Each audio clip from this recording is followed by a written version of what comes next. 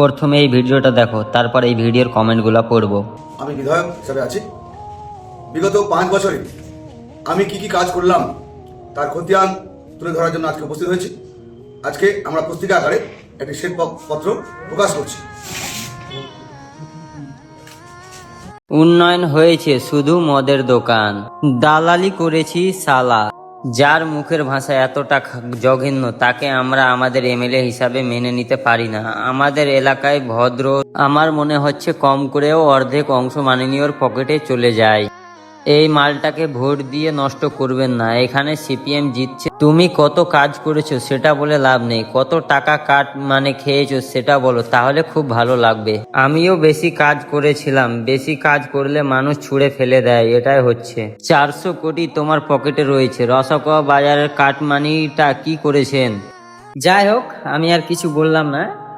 আমাদের গৌতম পাল মহাশয়কে আমি একটা কথা বলতে চাই যে আমজনতার জন্য কিছু যদি করে থাকেন তাহলে আমজনতা এমনিতেই আপনাকে বলবে কিংবা আপনাকে ভোট দিবে। বাট আপনি এসে সোশ্যাল মিডিয়াতে এসে বলছেন কি আমি আমজনতার জন্য কিংবা করমদিঘি বাসীর জন্য এটা করেছি ওটা করেছি, মানে এটা